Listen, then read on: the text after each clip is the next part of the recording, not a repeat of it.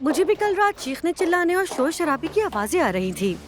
लगता है कल रात फिर से खूब हंगामा हुआ है। अलीना भाभी कुछ और सुनने को तैयार ही नहीं है, एक ही जिद लगा रखी है। हाँ, जाहिर सी बात है, एक औरत दूसरी औरत की नीयत को पहचानती है। मेरी बात सुनो नाज़ा, तुम अलीना की फिक्र छोड़ दो, एहसान होगा। बस अपनी फिक्र करो। आपके कहने का क्या मतलब है आयतुल साहिबा? अब कहाँ चली तुम? मैं अलीना साहिबा से बात करूंगी। कोई बात नहीं करोगी तुम मुझसे। मानती हूँ तुम्हें निकालने में नाकाम रही मैं, लेकिन अगर यहाँ रहना चाहती हो तो हमारी नजरों के सामने हरगिज नहीं आओगी। मर्द घर में नहीं होगा तो यहाँ वहाँ घूमने की कोई जरूरत नहीं है।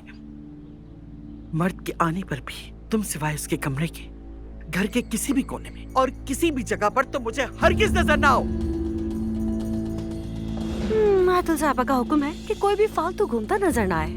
भाभी शर्म करें, बहुत हो गया। अरे बेशर्मी की बातें तो तुम इस मैडम से पूछो। ऐसा इन्होंने क्या किया कि अलीना साहिबा को इतना गुस्सा आया कि वो चीखने चिल्लाने लगी?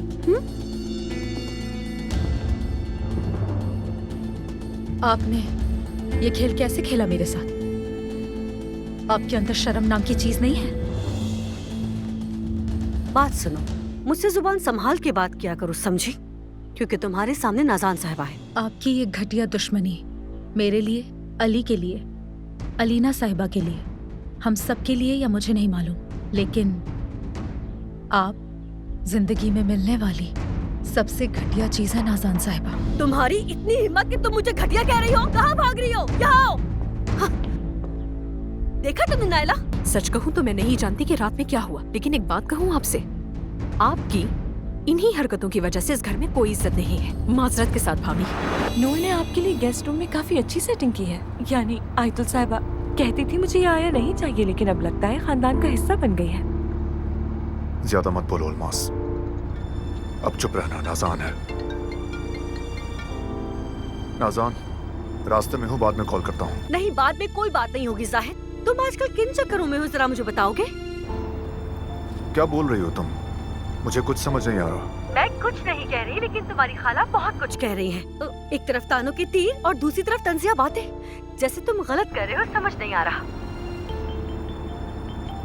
नाज़ान, मुझे इस वक्त कुछ समझ नहीं आ रहा, हम बाद में बात करेंगे, ठीक है? लेकिन तुम डरो नहीं। तुम्हारी खाला पर मुझे यकीन नहीं है, लेकिन तुम कुछ गलत नहीं कर सकते। लेकिन अगर तुमने कुछ भी मेरे साथ गलत किया तो मैं तुम्हें बर्बाद कर दूंगी, समझे? मेरी बात सुनो, मैं तुम्हारी बीवी हूँ और ये बात अपने जहन में अच्छी तरह बिठा लो कि मैंने तुम्हारे लिए कितनी कुर्बानियाँ दी हैं। अगर ये भूले तो मैं तुम्हें छोड़ूंगी नहीं। सुन रहे हो ना? ये मोहब्बत बदुआ